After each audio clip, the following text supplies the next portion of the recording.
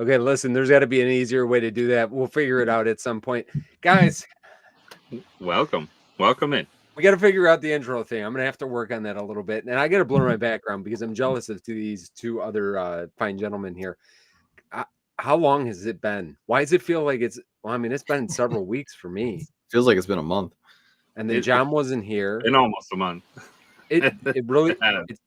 Oh my God! Yeah, all of us, all three of us, yes, it's been a month. All three of us, it's been a month. That's absolutely insane. Now that you're saying that, yeah. Well, welcome in. I'm glad there's a lot to talk about, so I'm glad that everybody's here tonight because there's a lot going on. We've got a lot going on. We'll figure out. I do have some slides. We'll go through some stuff. We'll do WonderCon probably tonight. We'll do some other stuff.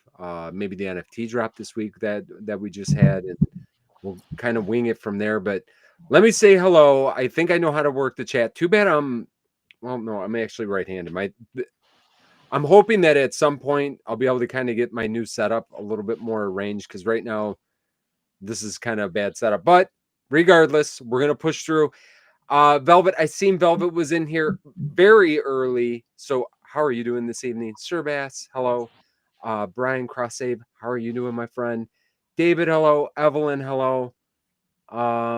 Barry Near, hope you're having a great evening. Pop Funko UK, welcome in. Guys, did you miss us or what? I mean, for real, a month? I kind of missed you guys, seeing everybody for the last couple weeks. It definitely felt strange. It did feel strange. Jeremy, hello. Iron Mule, good to see you. Hope you're doing well. Heather, hello. And you know what, Susan, I hope you're having an amazing evening, and Holly as well. Guys, so what's going on? How's everybody feeling? Everybody doing okay? I know. Are you feeling good now, Vince? You got rid of the ick? I'll be on it. Listen. I'm going to just run through real quick. Let's just run through. Good. I get a procedure done every year. Okay. And unfortunately, they're always done on Thursday. So I get knocked out and it's been before, and I've never missed a PFO because of that. When I got home from this procedure, which was around 1 o'clock, by 2:30, 3 o'clock, I got a fever and I had the chills like nobody's business. So I thought it was a reaction. Honestly, I thought it was a reaction from the procedure that I had done, which I started to freak out a little bit because there's some serious stuff that could happen from that. So as it turns out, as a couple days went by, it still felt like crap. And I'm like, maybe it wasn't that. But then by Monday, Bree got a fever, and she had a fever for about 3 days. She went in the doctor. She tested positive for influenza A. So I don't think it was a reaction. I think I ended up with the flu at the very perfect timing to just coincide with everything else. So then we went out of town about 3 days after that. So we were out of town last week, and now we're finally back. And I feel great, which, sometimes you go on vacation and you come back and feel worse than before, but no, I feel pretty good. So hopefully everybody else is doing good, and hopefully we're going to be all together here for the next however many weeks in a row without us having to be absent. But you never know what life's going to throw you. It could change, right? No, yeah, it gets crazy. Yeah. So what do you guys have been up to? Should we just chit chat for a little bit, or before we jump into the chaos? I mean, we did Megacon. So we had 4 days of Megacon. We still owe a video out of that. We haven't recorded. That's right, Josh. I haven't seen any videos from that yet. No, we did a short, but we didn't do we just had one other video we wanted to do. Kind of a small haul. We didn't, surprising enough, we didn't pick up a single Funko Pop. Really? There. Yeah, we got other stuff, but not a single Funko Pop. So, I mean, was it because they were like, was it because the pops were overpriced, or was it just because you had everything? Or nothing I really was like super looking for and like must have kind of thing. I think if we got like autographs or something like that, and we were looking for the pops to go with autographs, it would have been different. But other than that, yeah, we weren't looking for anything in particular or saw. And a lot of the vendors we knew, like a lot of the pop vendors we knew locally, a couple people that have stores and other things. And then also like Fugitive Toys was there and a couple other people. So I was like, You know, these are things I Yeah. see all the time. So it's kind of like there was other stuff that I don't see, like stuff in Artist Alley, some Lego things, other things like that, some shirts and stuff like that, that, you know, we don't find any other time but when we're at Megacon. So yeah, other than that, just been normal, busy kind of craziness, life, all that good stuff. We had a great charity auction as well, too. I will say last week was really fun. We did the Dream Gala. Shortly after that, we donated our we donated the rest of the money that we needed. We needed $3,100 to finish the scholarship. We raised, after fees and everything, $3,128. So we're able to finish the scholarship. The great thing about that is that 100% match. So that $3,000 becomes $6,000 and adds to the endowed scholarship. And then last week during the dream auction, we raised our paddle again during the scholarship one, because they're going to do another match, and we're going to commit to at least $5,000, which then will become $10,000 and another endowment. So we've been talking about what we want to do with that, something very different, and closer to something Shannon was talking about and wanted to do as well too. So we're trying to finalize that one before we announce it. But yeah, we got a lot together with that. So I appreciate everyone coming out, hanging out with us with the charity auction and everything. It was really good, and it's really cool to see the stories, the students, and all those kind of things that get scholarships. So amazing. Like real quick, let me just say thank you to Brian. Thank you very much. 6 months, my friend. I'm trying to figure out, listen, we were using new streaming software, and it took me 5 years to learn the other one. So you guys got to give me a couple weeks to learn this one, okay? Because it might be a little bit of a slow process. But with that being said, Iron Mule, Randy, thank you so much. 35 months. Holy crap. Huh? 3 years next month. Hopefully you stick around until next month. Let's go at least 3 years together. You know what I'm saying? And I saw Velvet this time too. I saw Velvet post something funny. She said, "No single pops, only married Funko Pops." Hey, those are the best kind, right? Oh yeah. Yeah, I'm getting used to this chat on the so right it's here. opposite for you, but it's funny, Vince. It's now regular. No, I fixed it. Remember, I fixed it. Me and you chatted after last time. You like scrolled and you were like at the complete opposite end. You're like, I'm not seeing anyone's new chat because the scroll went down. went bottom up for me last time we were on, and I couldn't follow anything. I was reading chats from the beginning of the stream. I fixed that now, so now I'm actually caught up with the chat, and I think I got that fixed. So Jen, have you picked anything up lately?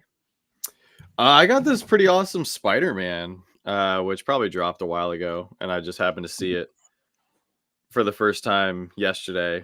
We went to Target a couple days late, I know, for Target Con, but we've had a really difficult time leaving the house, just because, you know, people say, like, for instance, today we were waiting for our first order of supplies for the garage from Lowe's, and they said they were going to be here from 8 to 12.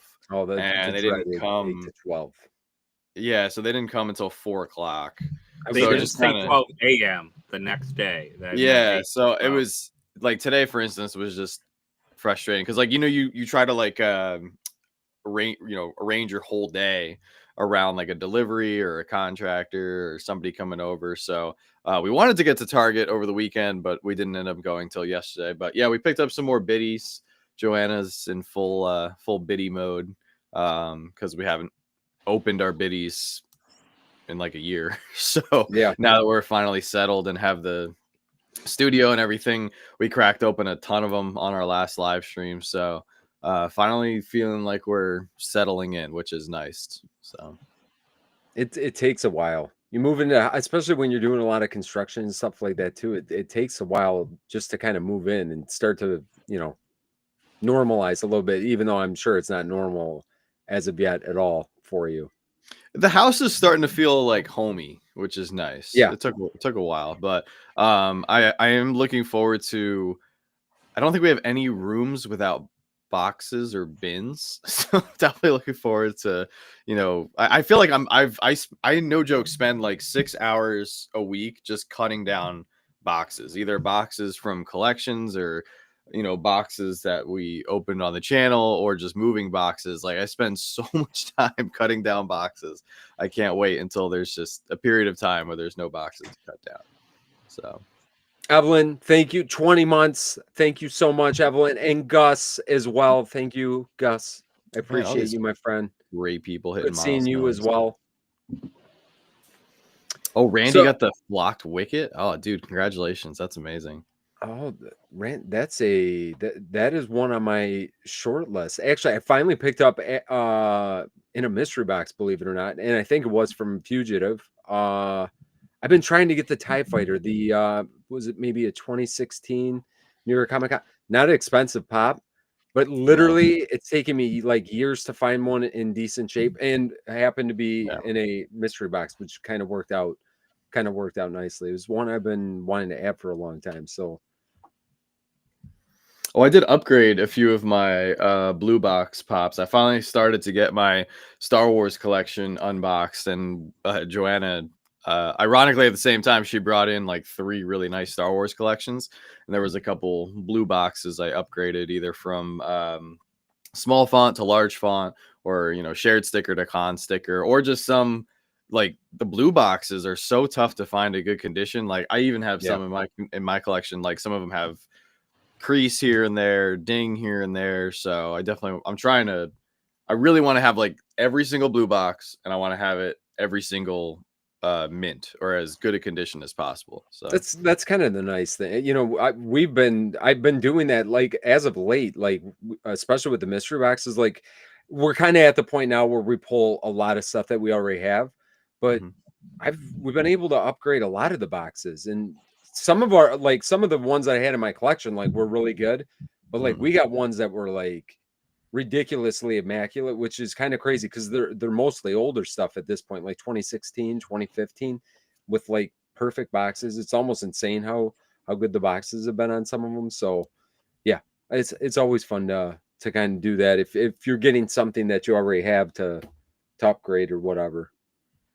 So Brandon, we did. That's funny that I was just about to bring that up. We picked up a ton of stuff from the Funko Shop sale, and I thought, I did a video on it. I still like. Some people reached out and they were like, "Oh, Funko sent me an email," or I saw it on Twitter and stuff. Like, I don't know how you guys feel, like, and you guys in the chat too. I just don't feel like Funko does a great job at marketing a lot of the stuff they have going on. I was happy to see though, finally. Jumping into WonderCon talk a little bit, them actually posting the reveals on their Instagram page. I feel like the last couple of years we've seen for New York Comic Con, San Diego Comic Con, like we see the official reveals through other news sources. So it was nice that, it was actually Funko posting the pop and not day of when it's available, like posting it a couple weeks in advance here to let people know what's coming. Yeah, it always like usually, you get the dribs and drabs. I don't really like getting. I'd rather them, like you just said, I'd rather them come out with it because we got a lot of info on that too. I mean, we could dive into it. We can dive into it. I got some slides here. Give me a second. My biggest, actually, while you bring that up, I'll be the first one to say, like, I think the WonderCon lineup is good.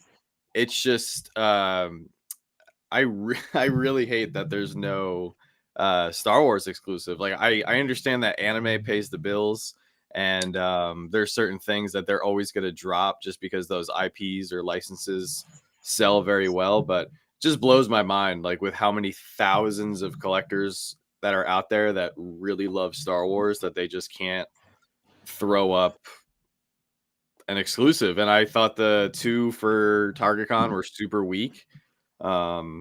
But yeah, anyway, I mean, overall, I do think it's a good lineup. Yeah, I mean, listen, I thought, yeah, I mean, the WonderCon is not. I mean, it's you're getting the heavy on the anime for the most part. There was some, I don't know, it was. Listen, let's go through it. Let's go through it. Let's look at everything because. I'm surprised and happy to see this many limited pieces. I was not expecting this. Because we got 4 total limited ones, which is super cool. I think we've been saying this for the last 2 years, 3 years now that we'd like to see more of the limited stuff. And I'd like to see limited stuff that's not just Freddy's and Franny's. Were you surprised that we saw no Freddy's, Franny's, or Protos for WonderCon? Probably not. I was not, just because I've heard that they're doing something different, or they're trying to do something different with Freddy, Franny, and Proto this year. I don't know what that means.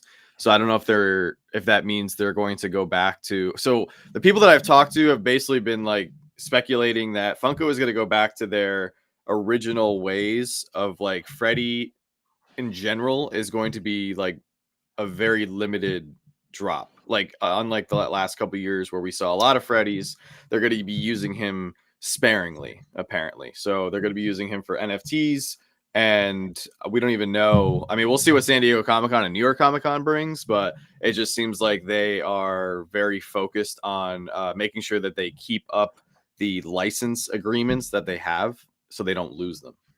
Yeah, but I think that's a good idea, to be honest with you. I think we've got Freddy burnout, especially over the last couple of years, especially with the non-numbered Freddys. I just, there's just too many coming now. Having, if you're getting 2 drops from the NFTs, with almost every single NFT drop getting a Freddy. If they're going to do anything this year for MYCC, like they didn't last year, are they going to do anything for SDCC this year? We'll find out still. But yeah, I think it would be better if they pull back a little bit. I was okay that there was no Freddy's. I love that there was limited pieces. The ones that they picked were, like, okay, so multiple people reached out to me because they saw She-Ra was announced, which, yes, I love She-Ra. But I was also kind of happy that they put it in this box, because I'm not getting any of the She-Ra Princess of Power pops, just because I don't really need them per se. I'm fine with just having the Motu. I was never I remember the show. I just never was that big into it. I don't like that this was a facet pop too. If I was going to do a limited piece, they could have pulled out, like, if they really wanted to do something crazy for Motu.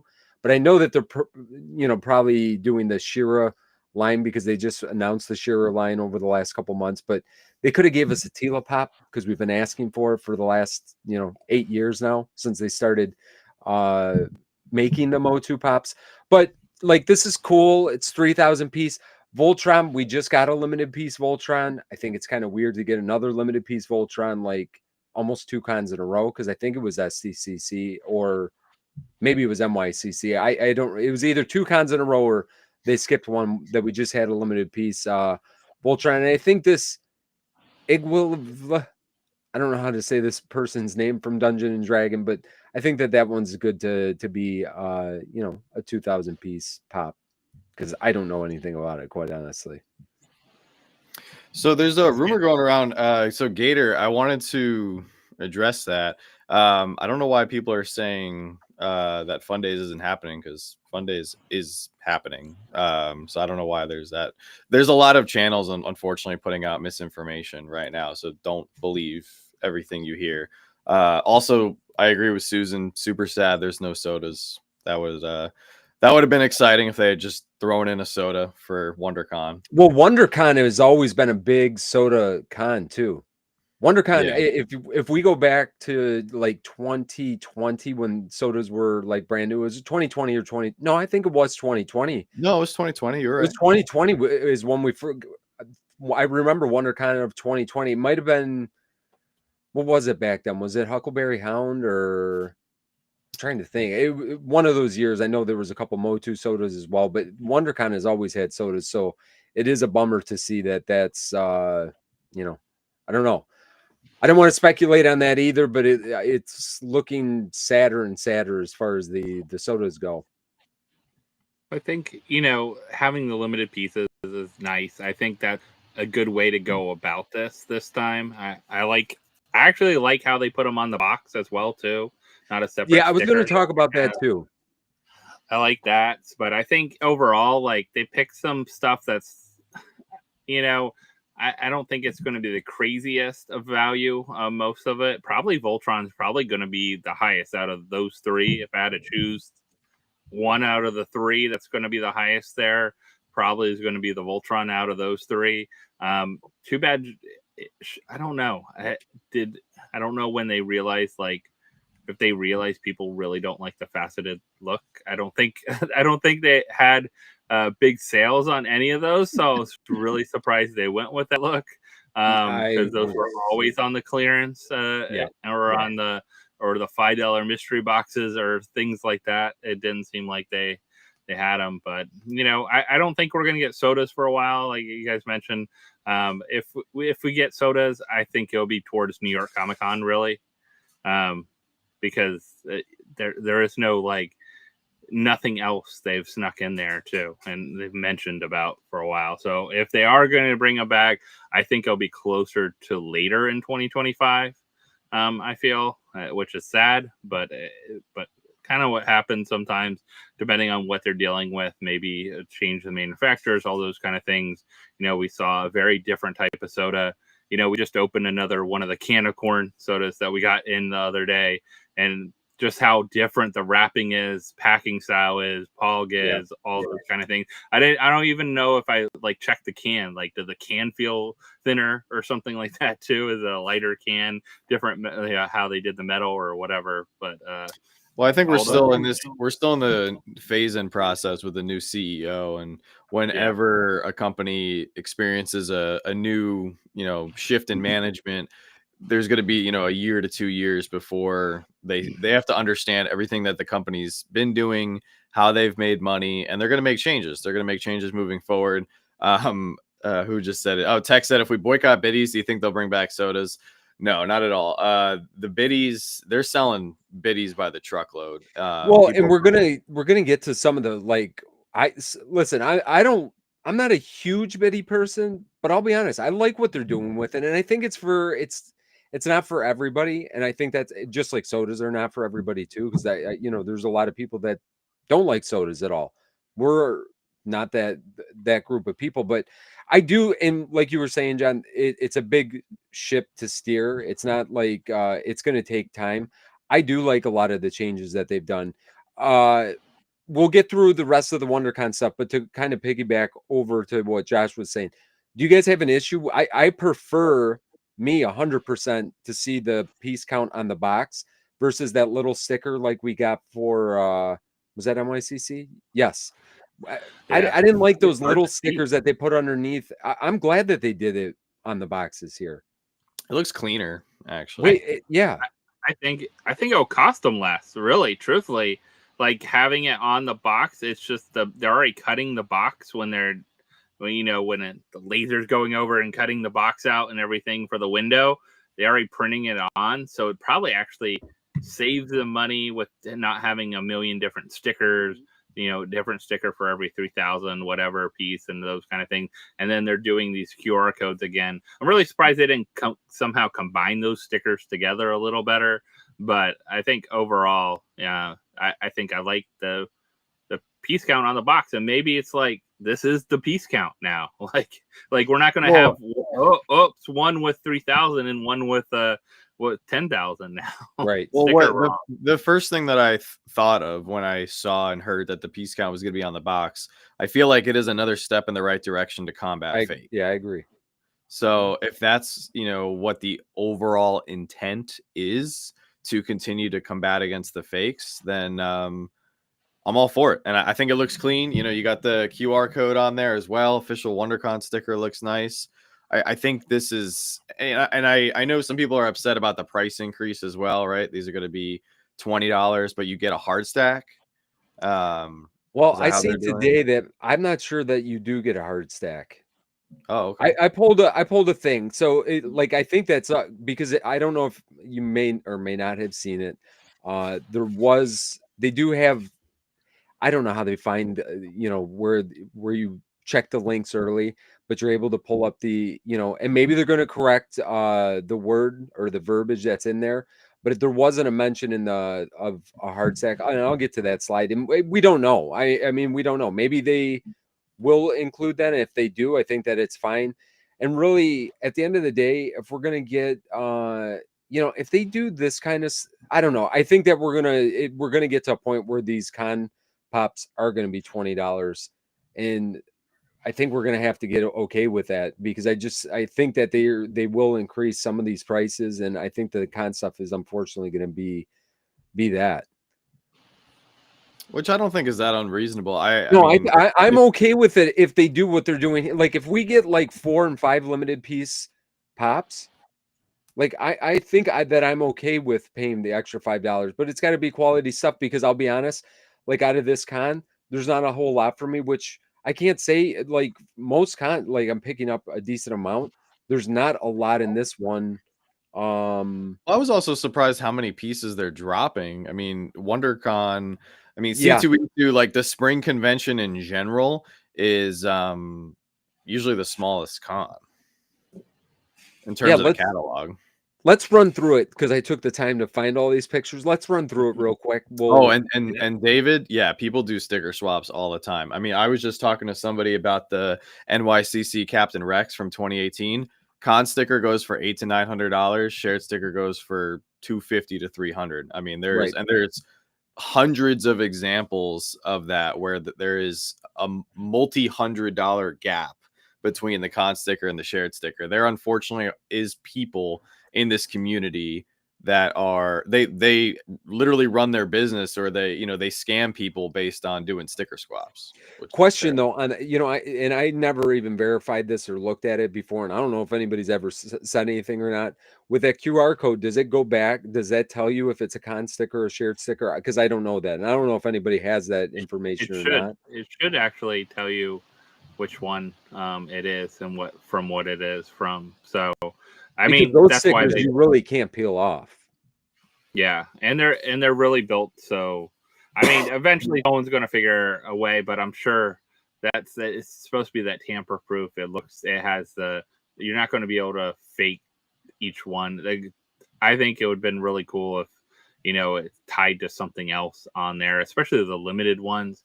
I would love to see like, hey, you got number 25 out of 3,000 or whatever like that. Yeah. Like that would have been really cool to have something like that, especially with if they ever put something like the QR codes onto the NFT ones and things like that.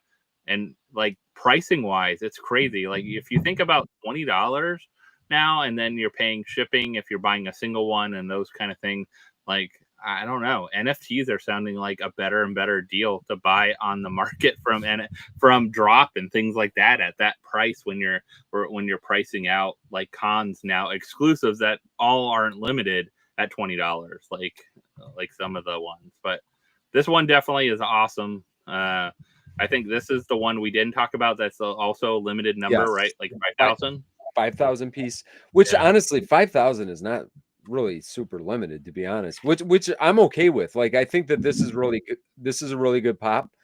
This is the kind of thing I'd like to see them do on the Funko shop every once in a while. Like we've been saying, like kind of a broken record. We've said this a bunch of times, but I'd like to see them do this kind of thing of 5,000, because really, like I said, especially where we're at right now as of today, 5,000 piece, I don't think this is like an instant sellout at all. Like this is going to last, I'd say several days, like at a minimum. I don't think that this is like a quick sellout, but again, it's a limited piece. I think that it's a cool piece. I like that it's from Toy Story, and I don't think it's going to be super hard to get, which, it's nice for if you're coming into, a situation like this, that you're, trying to pick up a limited piece Toy Story pop and don't want to have to go through the whole hassle of the Vince, you might be wrong, because I was freaking wrong. I got a lot of messages, and I can't see the future, just like nobody can. I was so wrong on the Toy Story NFTs. I know we still got more WonderCon to work through, but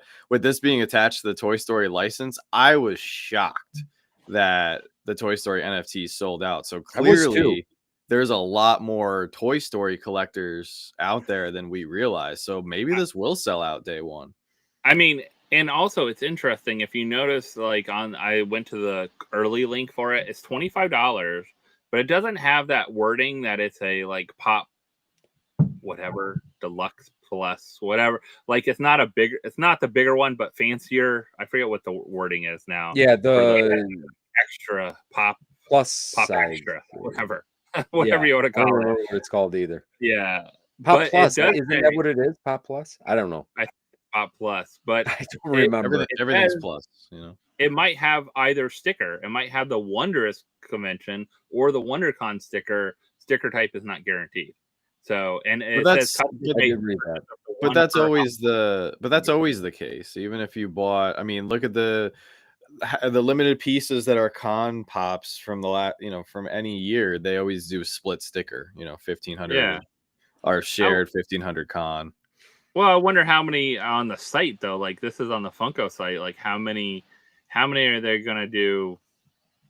How many are they gonna sell on the site versus sell at WonderCon or WonderCon, and those kind of things. But 5,000. They probably only have. I mean, if you really think about it, how many people go to WonderCon? I'm sure they get a lot of foot traffic. Let's say they allocate 3,000 of these on the floor at the booth at WonderCon.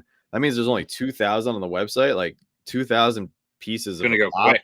Should sell out. That's a good point. Yeah, that's a good point. This isn't just an online only drop. And if you look at the Toy Story NFTs, that is an online only drop. So we already have an identical gauge at the demand for this IP. So I do think this is going to sell out. You know what? Actually, you're 100% correct. And I'm going to take back what I said before. I think that this will sell out day one for sure. I'm just saying this because I was wrong. I'm not even thinking. You're right. I'm not even thinking that this is going to be something. This is Funko.com, but they will have these at the show as well. So, even if they pull half, and more likely it's going to be that, I'd be surprised if there was 1,500 to 2,000 pieces on the website. So, no, this is going to go quick. I'm taking back everything that I said. Strike it because we're not. It's because we're not in con mode. We're not. No, I honestly forgot that this is even a con. Wondrous Con is like out of my. You know what I mean? Like we didn't have that last year. We didn't have it last year. Did we have it the year before? Was there one in 2020? Yeah, we had it the year before. We did. 2023, we had one. So we had C2E2 last year, and we had the primary limited pieces were the Freddy. It was just a Freddy and Franny, and it was our first Franny. Well, it was our first Franny, but that was wasn't that 3,000 pieces? And I know it was the first Franny, but that one sold out immediately. So did the Freddy, and Proto wasn't far behind it, So here's a question though. With this being a limited piece, are they going to have a bundle with this in it? Because it's available. It is available on the site. So will we see the bundle come back? I think if they're going to do a bundle, they have to make the bundle be. It needs to be cheaper than if you were to buy all the items together, like individually, and you're gonna get the limited pieces, because I think that's what they did not put in. Yeah, it needs to include the limited pieces. They did not include. They got greedy with New York Comic Con and they suffered for it. They didn't include the limited pieces for New York Comic Con, even though they did for San Diego and for C2E2, and both the C2E2 and San Diego Comic Con bundles sold out immediately. It's all about the limited pieces. People will take the regular. They will take the duds. They'll take the mid-range stuff. If they get the limited pieces. If they don't get the limited pieces, people are not going to go in there and commit to a bundle. The only limited piece is this, right? That will be available on the site. The rest are show only. The three others. Yes, the three other ones were show only. Well, that's where I think Funko should make an exception. They should say like, hey, these items are show only unless you get the bundle. Like we've allocated 100 bundles or something, so they'll have 100 of the show only pops or something. Like that would really incentivize people to get the bundle, because then I don't have to travel to the con. I don't have to go to the hotel. I mean, Funko could really move some stock that way. How many people do you think get angry by that? You know what I'm saying? How many people are going to get upset if that happens though? Like I think it's nice, but upset that they pulled show only pops? Yes, because I think that the people that are going to the show, all you're going to hear is complaining that I don't know. Sometimes they can't. They're people not are going to complain no matter what. Like that's what I'm saying. If you have show only pieces, then you're just going to have the regular complainers that go, "Oh, it's not fair that I can't get this unless I go to the con." But I do think there should be a middle ground that says like, if the bundle is, I think the New York Comic Con bundle was what, like $660 or something. There was a lot of stuff. Yeah. So I think if you are somebody who's willing, like if they make a bundle that's like $400 or $500, Funko should look at that and go, hey, if somebody's willing to throw down 500, $500 for all this inventory, all this stock, like we should be okay with that. Like they're a business at the end of the day. And the best part is, let's say they don't sell out of the bundles the last day of the show, then they could just pull all the show only stuff and sell it on Sunday to all the people that are still there, and it'll sell. I don't think they have probably tight enough controls on what they have to really make that happen. I think is probably going to be the issue with that, but it would be nice. I would like it. And Dave, that's a good point. They never tell you how many bundles they have. That is a good point, you know. And maybe, you know, they're not obligated to, like, that's fine. Like they can run the company and they can run their cons however, but I think more transparency is always the best course of action. Well, I think if you tell people, listen, there's only 200 bundles, like people are going to maybe be inclined, if they really want those show only pieces or those limited pieces, they're going to, you know, you're going to sell out of those right away. In the grand scheme of things, though, to sell an extra 200 pops, if they're making, you know, 5,000 or 6,000, or like if they're putting the I'm calling it the sticker, they're putting in this on the box, the 5,000 piece, like how many are they making of? Not that. Okay, we got to figure out these thumbnails. But how many are they making of this guy that I don't know the name of? Do you know what I'm saying? Like, is there 10,000 of these? You think 15,000? I think 10 to 15 is probably accurate. So you know what I'm saying? To do only 200 bundles or something like that, is that really moving the needle for them at that point? It causes hype though if they can drop something that sells quickly. No, you're right. I mean, and I think that's something that has been lacking a little bit because, you know, I'm hoping. I mean, that's like the first. Now that we're kind of going through this right now, like this one doesn't excite me that much either. I'll be honest. I'm looking forward to these. I thought these were great. What did you guys think about the Biddy arcade things? I love them. I think they're super. They're.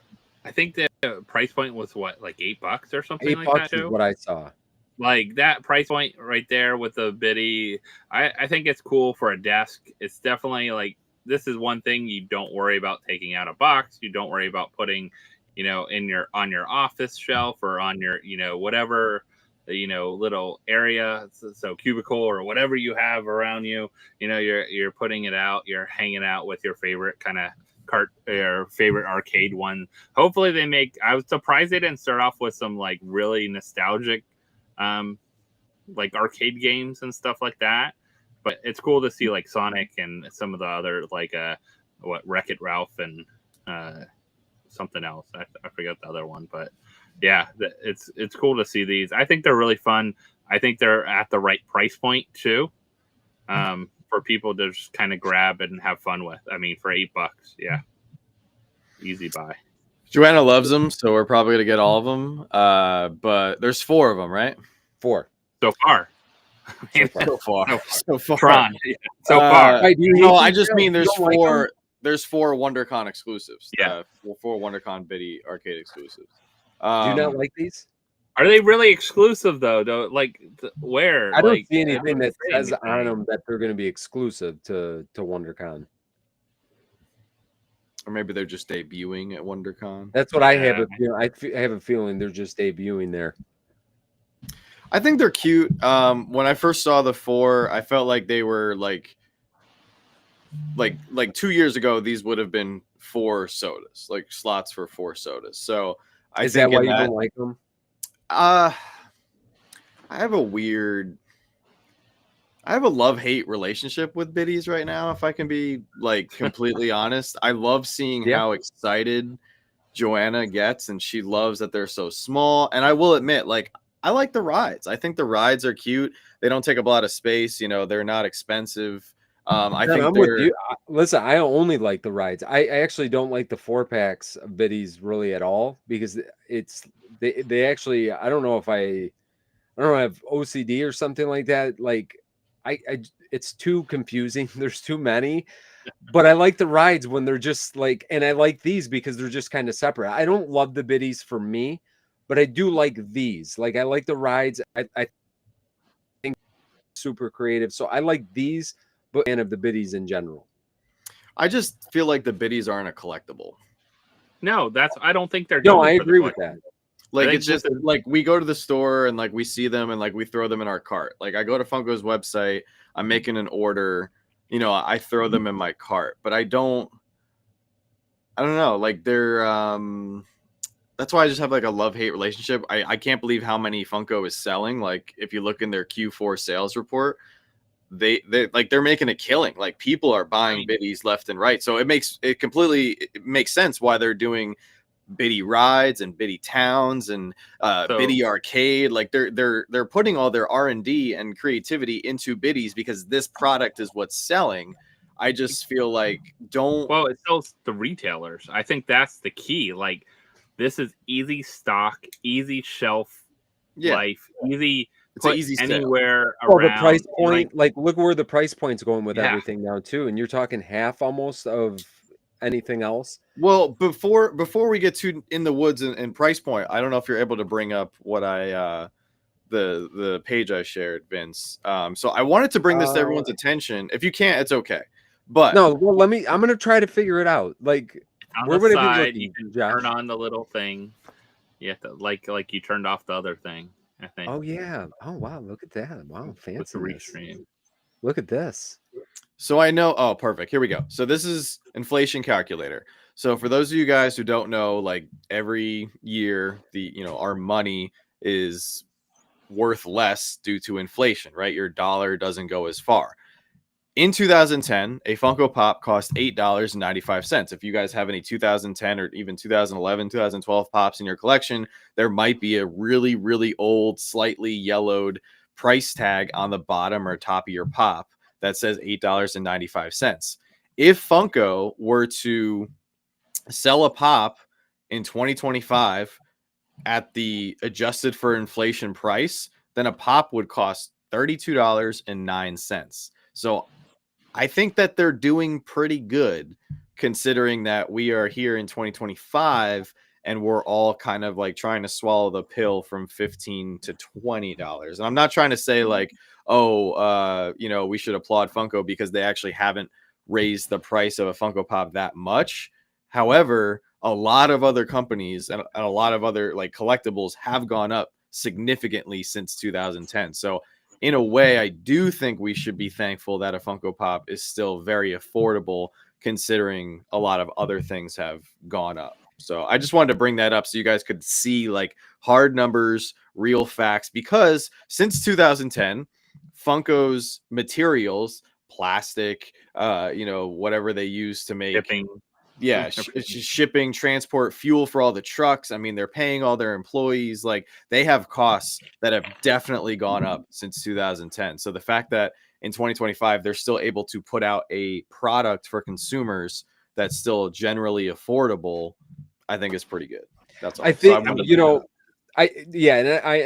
I agree with that in theory. I mean, at the same time, I think what the issue becomes, and listen, things are going to go up. I'm not the one that'll ever complain about the price. Now, am I going to buy less? Unfortunately, all of our wages have not gone up the same way because I know I'm not making double from that. With that being said, it makes, I'm more selective now with the new stuff that comes out. Not meaning that I'm going to, I'm probably spending almost the same amount of money, maybe not. But you're just going to become more selective when you have something like that. And like what we're looking at with biddies, like these rides, I would think that they would be closer to like $4 or $5. And they're not that far off. I think $8 is pretty reasonable. And like I said, I'm okay with the $20 on the con stuff. If we're getting some limited pieces in there, maybe they're not going to be overproducing them as much. What I don't want to see, and I think what the biggest problem has been, is when we're seeing con pops show up in the discount stores for a fraction of what we paid for them, like on the website, I start to have an issue with that. And I think people in general are going to have an issue with that. They need to make sure their the production quantity is matching up with what the demand is, or we could get into this discussion of why am I going to pay $20 today if I can pay $10 tomorrow?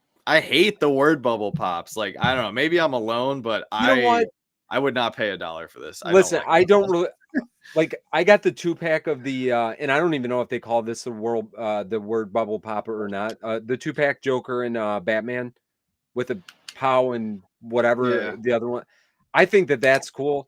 Like these, I don't like, and you know, I kind the mold is kind of cool, but like. No, yeah, this is unfortunately it's a Is it miss for me, and I collect It's a all of huge Captain miss when America. there's so many other Marvel characters they either haven't done or they could do like get more creative. Like this is a very similar pop to what we've already gotten, from Well, Endgame, there's or been I guess so many. this is based on the scene at the end of Civil War. I mean, we got plenty of Civil War pops. I mean, they should have just made it so it could be like a Popsy and pop out of his head. I mean, at this point. Oh God, I don't know So, about but that. this is an example of for me, like and I think that's gone into a lot of collectible companies having a harder time moving Marvel stuff over the last couple years is because Marvel has kind of sucked, like generally as Yeah, a whole. There have been some highlights, but ever since 2019 post Endgame, Marvel has struggled. So as a result, they've struggled. Companies and collectible companies in general have struggled selling Marvel stuff. And I feel like when you're already in, like, this is where Funko needs to step up and be like, hey, we're already struggling, or maybe they're not struggling, but I've seen plenty of stuff. Like you see the Wakanda Forever pops on sale, the She-Hulk. I mean, you can go down the list. The Miss Marvel stuff was on clearance. I mean, there were so many Marvel projects that had their pops go on deep discount. yeah, Loki. How many times I walk into Five Below and I saw the Loki pops. You got to think outside the box, and this, I shouldn't. For me, the word bubble pops don't work because I should be able to look at a pop, and if that character has a specific phrase that's unique to that character, I will immediately think of it. I don't need a word bubble to tell me what their catchphrase is. I think the Batman and Joker is cool, like the pow boom. See, that makes sense because that's how it was in the show, in the right. original That's show. that's Like, what I'm saying. Like, so and it's that gonna be pretty that much the makes end right there. sense. Yeah, but like I don't need every Marvel pop with a thought bubble. Like are they going to do a Black Panther where it's a bubble that says like Wakanda Forever, Probably. or they're going to do a Hulk where it says like Hulk smash. Like I'm not down for Yeah. that.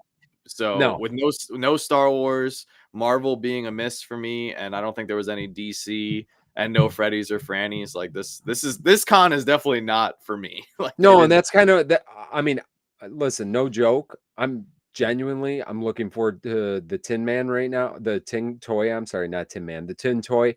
I'm looking forward to these. I am looking forward to these. House of Dragon. I have not watched any, so great mold. Super cool. It looks like a super cool character. I just don't know anything about that person. This This is 2-pack is cool. amazing. This is cool. We're probably gonna pick this up. And I will shared pick with this Toy up. Temple for the first time. Is it Toy really? Good for Temple. them. Oh, get out Yeah. of here. That's amazing. Good, yeah, good for them. That's cool. I did not know that. For a con pop. Like, They should be doing that. They should be doing shared stuff with $7 a pop and Toy Temple and Fugitive and all these I big wish we were companies. getting their stickers though. I'm kind of bummed that well, you wouldn't have a sticker anyway in this scenario, so it doesn't really. Yeah, I mean, listen, I mean, yeah, So I've I mean, look at seen this mold. No, the anime, if you're an anime collector, roll like on. this is your time to shine. This is freaking crazy. Look at that. Go back to the Naruto pop. Like that is insane. Like, come on. For Marvel, I could do this all day, thought bubble. But anime, they got this. Like, this is great. Like, this is so unfair. They're Like, I'm definitely sorry. putting They're putting the such big BS. effort Like, into just the tell anime. me you hate every single other type of collector except for anime. Like, clearly, like they love the anime people right now. So Look how at much all is this. that one going to be? The anime This one. one? Is that one like $35? The rides are $35, Yeah, right. I bet you it's going to be in a It'll big sell box. out. It'll sell out. Doesn't matter. It'll sell out. All the ships from One Piece sold out. What was the one that just sold out recently? It restocked and then it sold out. Like they know, like One Piece is hot and they are riding this train hard. Whitebeard with Moby Dick. Yeah, Whitebeard. That's what it was. Yeah, Whitebeard. And then we got 2 One Piece pops in there. We got this amazing Marvel pop, and that was it. Yeah, it's not. Listen, it's not. There's not a whole lot that I'll be picking up, and it's fine. Like it doesn't have to be like a gigantic thing. Yeah, too bad there was no Star Wars. Marvel, yeah, that one. Like how good C2E2's Iron Man was. This was the exact opposite yeah. of whatever that was. Do you know what I Iron mean? Man was fire. So here's a weird thought. Like with all these prices going up and these price points, you know, we all have done auctions recently and sold stuff and different prices and older things and that. Do you think people will start actually going after more of some of the older stuff because it's actually cheaper than buying the new stuff? Like at a certain point, like $20 pop, how many, like if you look on, like especially if you go by like PPG, right? Like there's plenty of older pops that you might not have picked up that are that 10 under that $20 mark and things like that are people are selling. So do you think it'll help actually some of those people that might go after some Josh, of the older stuff? the only thing it hurts, and listen, inflation is a real thing, but it hurt people's psyche, like, is a different thing. Like people, you still have a connection to a $20 bill. Do you know what I'm saying? Yeah. And throw inflation out the door. When you start going $20, it's not one of those impulse buys anymore. You're not going to bring in as many new collectors, I don't think, versus a $12 pop. And I understand that they got to rate it. Like, I'm not saying this is not a knock in any way against Funko or any other company, because unfortunately everything's gone up. Like, I seen a little bit of John's video tonight with the thing with the eggs. It's just the truth. It's just unfortunately the way that the world is now. But with that being said, is somebody going to drop a $20 bill on things, or $15 plus tax when you're going to Target, where before you might have just picked something up for $12, or whatever. So, I think unfortunately it hurts a little bit of the new collectors coming into this. Will the secondary market be as strong? You need to get, I think, new people in, because some of the old people will go out. What about this thought? What about all the people that are coming from other collectibles that they've been priced out of? They might, people out there. This might be refreshing. There are people out there who are doing well. They have successful careers or lucrative businesses, or, they've managed to put themselves in good financial positions through their jobs or earn degrees and such. Maybe there's people out there that are tired of collecting, Marvel Legends or Hot Toys or statues or whatever it is. And they're coming over to Funko and they're like, man, $20? I can get this cool little pop. Yeah, I could do this all day, because they're used to paying $50. I mean, if you want to compare like a $20 pop and a $20 Lego set, I mean, they're pretty tiny for what you get. Yeah. So I know a lot of people, like I see the comments on our second channel's videos. There's people that have said they're leaving Lego and they can't afford Lego anymore. So they're looking for other hobbies and stuff. So I mean, there's definitely companies that are pricing out their consumers, and it sucks. It is what it is. But here's the thing though. The good thing about Funko, okay, if $20 is the max, right? Like if $20 is the ceiling for retail, I think the good thing about this space is, Josh, you just mentioned Whatnot. I mean, you can literally go to Whatnot, Mercari, eBay. You want to go to Target and find a sale. You want to go to Funko website and you're only going to purchase during their sales. Like, there is literally so many opportunities to get something for a deal. And like, yeah, if your $20 pop is the limited pieces, those are going to sell out. I mean, Josh, how many times have you brought up on the NFT secondary market that people can literally get some of these redeemables for less than what the packs cost? At a certain point in time. And less than what a regular pop costs too. I mean, that's I opened just the other day with my packs. I opened the Rick and Morty one. The Space Beth was going for under $8. You could have bought the redeemable, a 5,000 piece Funko Pop. And it ships to you for free. So, like, why? Like, if you are interested in that, I think right now that NFT market, it's going to eventually, I think, shift as these prices start shifting eventually. I think for new pops and that, I hope they don't change the price of the packs or anything in the near future. That could be coming too. You never know. But I think that that's going to be really interesting because even more recent stuff. I mean, you could look at right now the even the sold out packs and things like that. The buzz is what, 60 maybe 60, maybe that's the higher No, it was end around of 60. legendaries. I mean, that's 3 Yeah, pops. the new, If they go like non-pop. Travis just said, the new Scud is $16 right now. Yeah. That's less than retail for a pop. Yeah, it's That's less than great. buying a con pop, and Yeah. it's more, and it's just as limited as the show only pieces, like right around the 5,000 mark. Like, And I'll give you guys a real world example. Like Dave just said, look how much chomps are, way more than pops. Yeah, I for wanted to sure. go down the rabbit hole of tiny ghosts, and I was looking up some of the prices for some of the older it's tiny crazy. ghosts. Now some of them are like super limited. We're talking like 50 pieces, 100 pieces, 300 pieces left and right.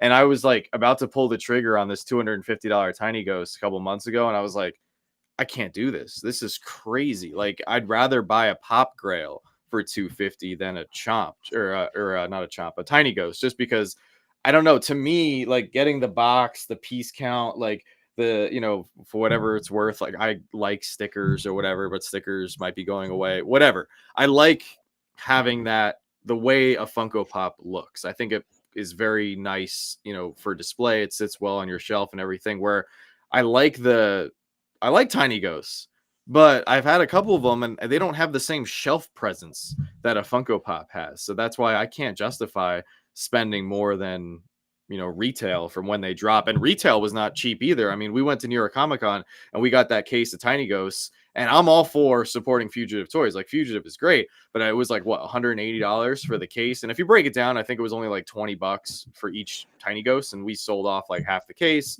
So that kind of justified some of the, you know, of the initial purchase and everything. But just looking on the aftermarket, I was like, man, I'm gonna stick to Funko Pops. This is, I mean, it's also bad. it isn't a mass-produced product at all. I mean, No, I think that it yeah. justifies the price a little bit.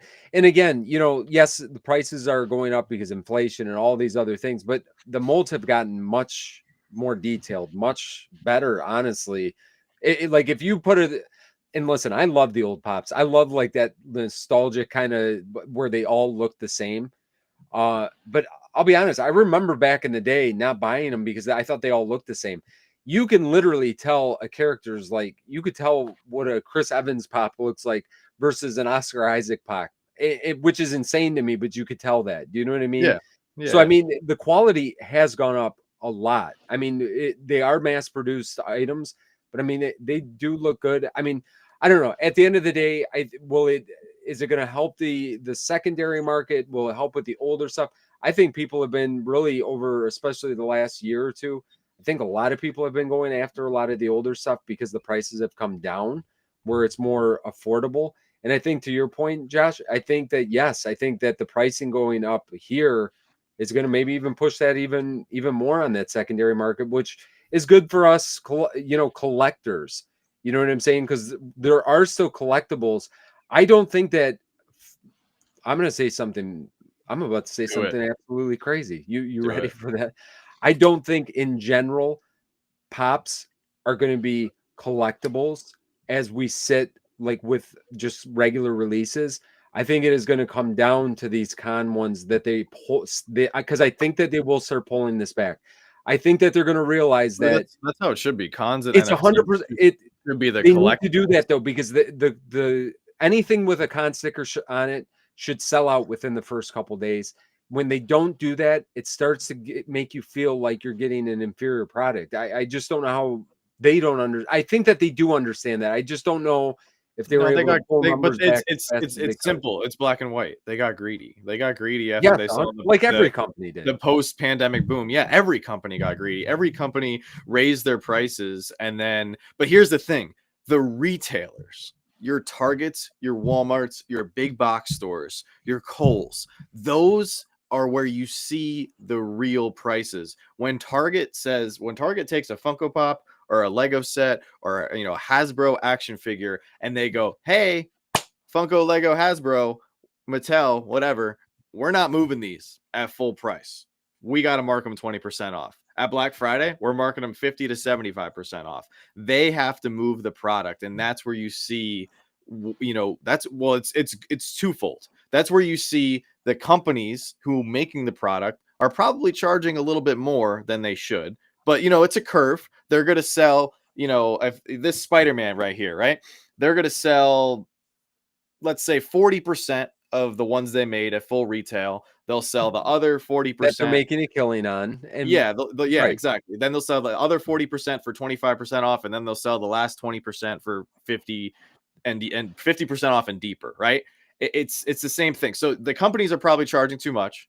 And then on the flip side, there's an opportunity for consumers, us, to get a good deal. So that's where you see the true like supply and demand kind of level the playing field. If you're walking into a Target and you see every single Funko Pop sell out off the shelves at full retail price, then that's a demand problem. That means you have too much demand. Funko's not making enough supply. That's not the issue, but that's not the issue with any company. I mean, with the exception of like Christmas time, the stores are fully stocked. I mean, they're keeping up with demand, and they're setting the price at a certain price so they can make as much money as possible. I think the thing that is just going to continue to separate Funko for the next 10 to 20 years, if we continue this at this pace, is that they're going to continue to be one of the most affordable collectibles that offers the amount of IPs and characters that they do offer. Because is there another company out there that has a collectible for $20 or less that offers as many characters or IPs, and then throw in some con pops and some limited pieces and some NFTs? I don't think so. I mean, prove me wrong, please, but I don't think so.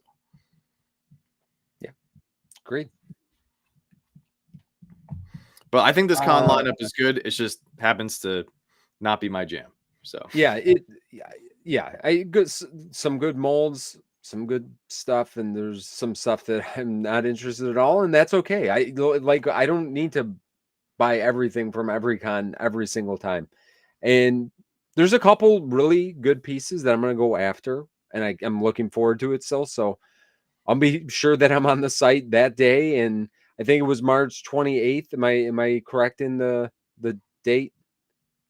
Something like that. Honestly, if anybody's an anime fan and you need me to try to go after one of these pops, because I see a lot of people saying that the Nami is probably going to sell out. That big water monster thing from Naruto, that's probably going to sell out. So those are expensive ones, though. They will sell out, but if you're there, I don't think that those are going to sell out instantly. Who knows? Maybe I'll just grab a couple just so I can be part of the hype. Listen. Speaking of being wrong, let's talk about the NFTs for a little bit, since we're already, Yeah, there's sometimes I was wrong, but wow, I was thank bad you. wrong. Look at you. Oh yeah, guys, let's get that like button up. Yeah, what are we doing? I don't even know where the like button would be at. So, so yes, listen, we didn't get to talk about it before it dropped, and I'm not going to pretend like I would have said that these would have sold out like as fast as they did. I'll be honest, they did a lot of packs. I thought that we would see probably like a 15 to 20% burn is really where I thought. That's what I've heard. I didn't think they were going to burn, but I thought it would take about an hour plus. Like it would sell out before definitely a burn would happen. I didn't think there was a lot of packs though. It was a lot of packs.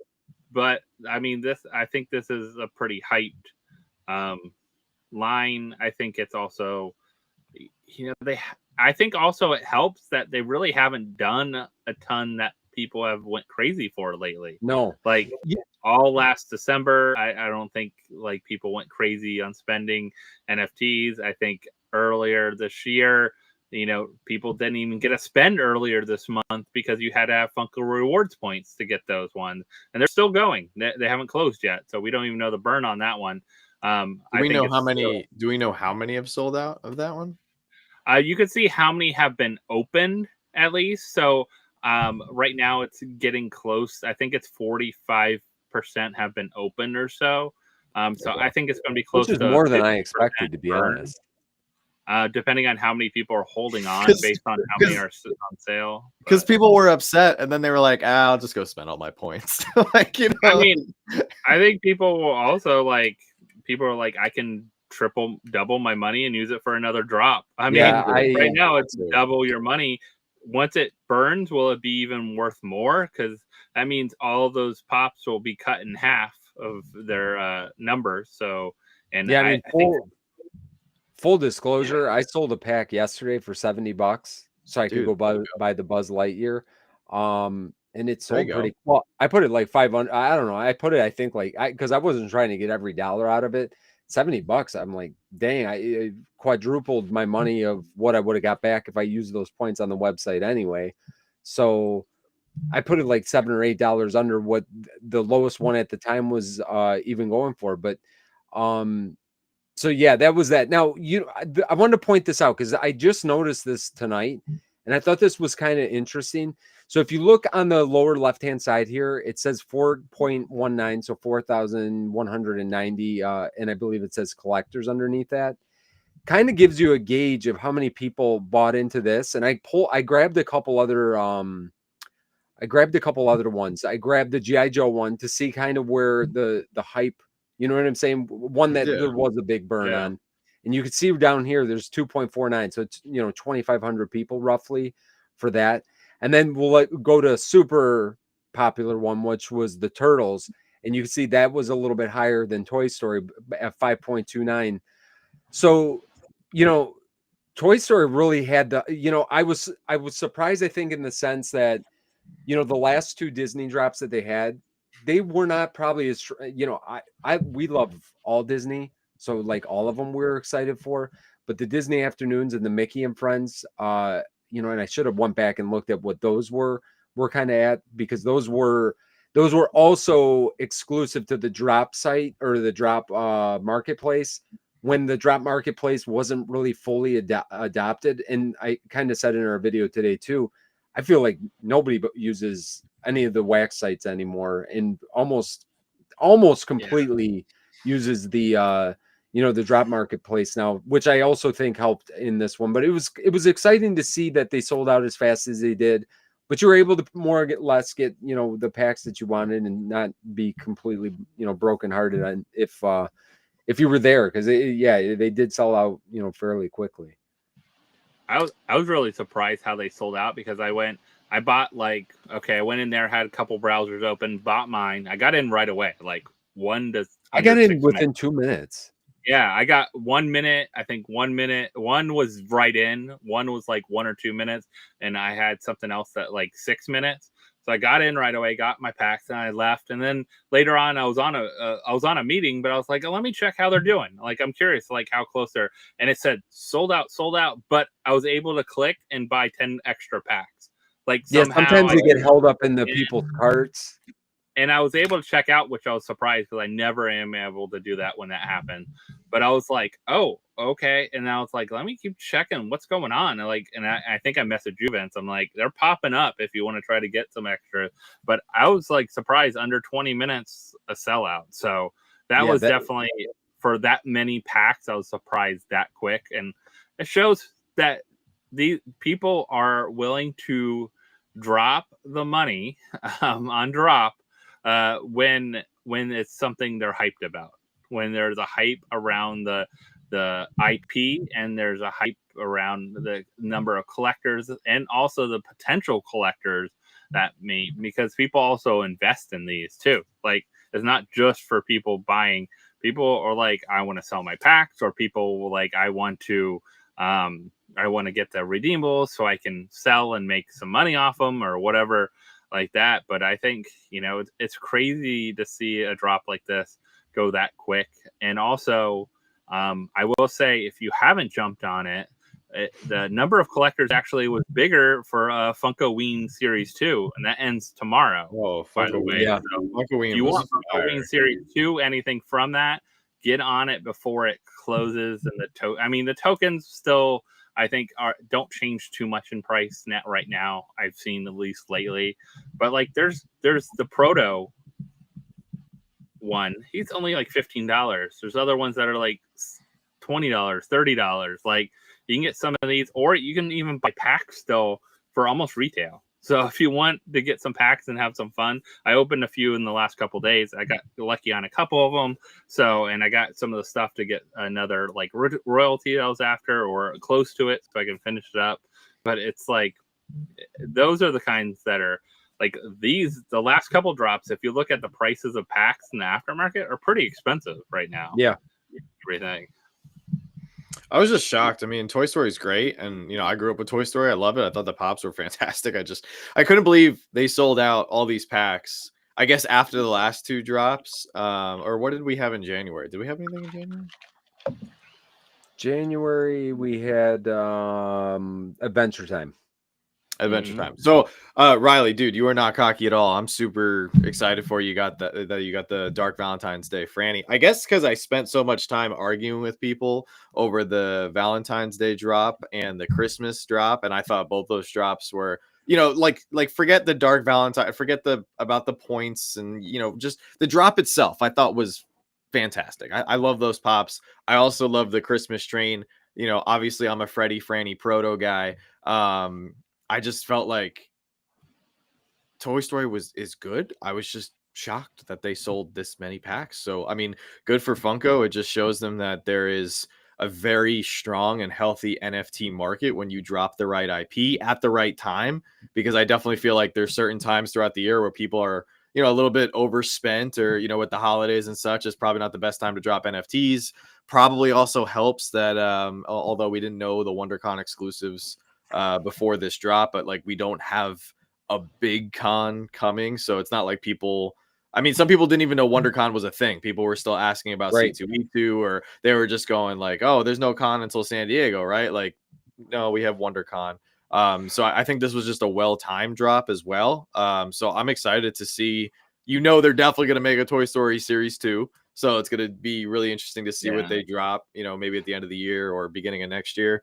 But yeah, I guess next drop that I predict will sell out definitely won't sell out, because this is like the third or fourth time I've been wrong. Well, I mean, there's definitely been stuff that sells out that I would never expect. Something that I thought would sell out and not sell out, I have not seen yet. But the opposite, I think, happens more than that. I think also, I wonder how much this plays in. So for a while they were pretty much announcing like the drops for the month coming up, like really early in an email and kind of giving tease.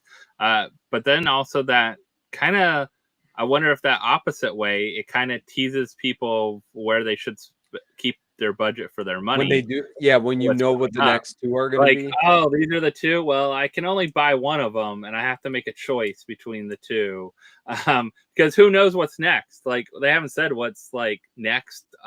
Maybe tomorrow we'll get an announcement. I think we should, because if they want to get back into their like two kind of per month, I would think they would at least announce something coming up, because it's usually like 2 weeks ahead of time. I definitely think more awareness and giving us more notice is better, because like then we can, because we don't have bottomless pits of money, so we need to budget, we need to mentally plan for what. Well, I think if they go to if they have some strong IPs and you're doing one a month, I think you're, like you said, I think you're giving time, because really this is really the only second one. I'm not counting the Dark Valentines, because a lot of people, it wasn't something you could spend money on anyway. No. Really, we've just had Adventure Time, and then we had this one here. So like you've had a little bit of time to recuperate in between and, build up the hype. I think, I don't know. I'm looking forward to seeing what I see what gets teased and that kind of thing, but I'm looking forward to seeing, and I think that maybe, most likely we will see something tomorrow, because they got to get back kind of on I would think the 2 a month schedule again. 2 a month is fine, except for if they can just do the one, I think in December, beginning of December, and then give us a break, or do another like rewards one in December. Like, hey, all year long you want to use your rewards. That would be smart, right? Yeah, and then people can plan for Christmas. Yeah, that would Black be smart. Friday, you're dropping a ton of cash to try to get post Black Friday. Yeah, that would be smart. And let people know way ahead of time. Because I think it's smart on their part too. If you let people know, listen, we're going to do this thing, and this is what we're like, get people excited about it and make them go spend some money to, do that. Even though I know a lot of people don't want to have to spend, because they had it all calculated out, but they would have to spend to do it. It's free money anyway. I mean, and years ago we didn't get anything. That's what I'm saying. It was free anyway. There's your like some of you guys remember in the chat, some of you guys don't, which is completely okay. If you're a newer collector, you've always had rewards, but like for a decade, we didn't have rewards on Funko's website. Like, where's my retroactive rewards points for the thousands of dollars that I spent over the years? If you give me drop rewards points, man, I'm gonna kill it. Like, you give me a drop rewards point, I think that would be. But I think that's what the arcade will play into a little bit. It'll really reward people that spend, especially spend a good amount on the site and things like that eventually. But it's interesting with these. Like, I went and did twice the sale, so I went down there, bought a couple soda coolers, and then got some mystery sodas 2 different times, and got enough to get another pack, another 2 packs of the standard dark, the Freddy Dark Valentine ones. So I haven't even opened any of those yet. Like I said, I want to see how the burn goes and what happens. I was like, I'll keep them. I'm no hurry to open them. I want to see what happens. Last thing I want to say about Toy Story is that Freddy was amazing. The Sid Freddy holding Buzz and Woody. Great. That is one of the best NFT Freddys. So simplistic, but just incredible. John, I think a lot of people agree because listen, usually and I said in our video again, but when there's usually when you have 11 epics, because there's 11 epics in this set, almost always when there's 11, you're paying between $3 to $5 tops for those epics. The epics right now are between 8 and 12. So almost double. Like, if you're gonna get this Freddy right now, right out of the gate, it's over $100 Freddy. Close to it. Maybe it's a little bit less than that, but that's super expensive for a royalty Freddy. And I feel like that might go up as time goes on here and more packs get open. And a lot of packs have already been ripped. It's kind of crazy to see how many packs have all been ripped. So this is like not just hype. People were really excited about this. Well, and correct me if I'm wrong. But there's no Sid Pop, right? There is not. It is rumored that we're supposed to be getting one. That it might be right around the corner here. Stuff. Oh, okay. But still, the fact that as of right now, no, there is no Sid Pop. A Freddy Sid before a Sid, like, that's just amazing. Tommy, no, my background is not mirrored. It's blurred. You're mirrored. Oh, well, John. It might be mirrored. Like, you're mirrored because look at your wording. Your wording's reversed. Yeah. You can go to settings. I just unmirrored mine. Yeah, I'm not. It really doesn't matter unless you have something right here. Like, if you have something written on your shirt, then you really notice it. But I mean, sorry about that. Maybe your pops are in a different way. Me and Josh found that out last time. I was raising my right hand, and it was actually my left hand. Your wording was backwards in that. But if you go to that little setting gear icon, you can see underneath your camera input, you can mirror or check or uncheck. There we go. How's that? Camera. So I don't know what's next on the docket for tonight, but I am John, whatever you want. What would you like to be next on the docket? I am very interested in that. I would like to drive here a little bit here because go for it. I've been anxious to hear everyone's thoughts on Mike Becker's new company. Got the big launch. I got several people who are actually currently watching PFO from the line in New York City. A lot of people hyped for this event. So really, what are we feeling? What do we think, guys? I mean, are we slurping? I'll answer it pretty quick. It's not my thing. It's cute. It's cutesy. It's not my thing. I think it's a cool idea. I like how there's like slurp prizes and the patch and stuff like that. I think it's a good workout. I think a lot of people it's going to appeal to an audience, and it might not. Yeah, I think it's a very niche audience, but I think it's not my thing. Yeah. Listen, I remember we got a couple like Japanese inspired like whatever toys, figures. What I'm looking for a word right now that I can't. Collectibles, figurines. Yeah, figurines. Yeah. That's a good thing. They're like Japanese looking inspired figurines that we got in a Smile World mystery box. Looks super cool. But I put it in somebody's box the next week because it's just not my thing at all. Like, you know what I'm saying? I gave it away. I did come to find out it was worth like $60 that I gave to somebody. Oh, nice. But that shows you how little I really appreciated it. Yeah, It was not for somebody like me. Do you know what I'm saying? there's So they're cute. Yeah, they're cute. Like I there's could a see it. market for them. There's a big market for that kind of Yeah, stuff. well, for I sure. think it's just like if they made robots, a bunch of robots in a surprise cup that I can pull a really cool robots for, or Godzilla's, I'd do that. But the figures that I Listen, see I right would now buy one just don't to try, appeal to like, me. because I'm a straight up gambler. I'd buy one to just try to get the chase. And Just I'll be straight If up, honest, they have a really straight up rare one, gambler. yeah. Yeah, I'm a yeah, straight up. I would buy it just to see if I could pull the guy slurping the noodles. And if he was slurping the noodles, I prefer the penguin. The penguin I thought was Penguin's my cute. favorite by a good amount. But I would Space definitely. Boy. I'd buy one. I'd look at it.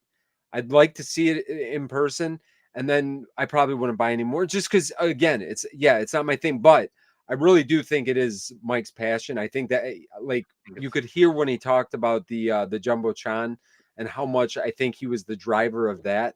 I think that he's doing what he loves, and I don't think he's looking to make every last dollar. I think he's trying to find something that he could be passionate about, and that makes me happy for him because he seems like a very genuine, great dude. I got to meet him in person. Really exceeded my expectations in person. And sometimes you don't get that. Like sometimes you meet people that are going to be a certain way, and then they end up being the exact opposite. Mike was really exactly what I expected. So I wish nothing but the best. It's not something that like I'm going to be buying a lot of. Will I buy one if they become available? Because I don't know how I know there was only like 200 spots or something like this for this one or whatever, but I would get Sir Bass just said it too. I'd get one of the penguins, try to get them eating the noodles. I'd love to see it in person, and then I'd probably give it away to somebody because I just think it's don't funny because appreciate it enough, maybe. I like all the characters that he has, but I kind of feel like the female and male characters are like Asian Freddy and Franny. I just kind of Well, feel like I it's mean, kind of makes a little sense. a little bit of origins of Funko a little bit, but yeah, we're probably gonna buy one or two just to support Mike. It's not something that I see myself collecting a lot of, but I'm kind of with Randy. Randy said that's exactly what I expected with him being, Yeah, me too. traveling around Asia. Yeah, exactly. I think it's cool, and I think a lot of people are gonna have a lot of fun on Saturday because a lot of people they wish they were there, like for Funko, right? They wish they were at the classic fun days where there was only like 50 people and like when the company was really small. Well, this is like your opportunity. That's why everybody went nuts for Thrill Joy last year. Although they still haven't revealed the price point yet, right? For Rocky Moto for No, I don't. I didn't see And I don't anything. even know if they haven't dropped the website. I No, don't know how they're going to be available. Are they going to be available right through a website? They're going to be available only at that's what I'm saying. I don't even know how you're retailer. going to pick these up. So Yeah.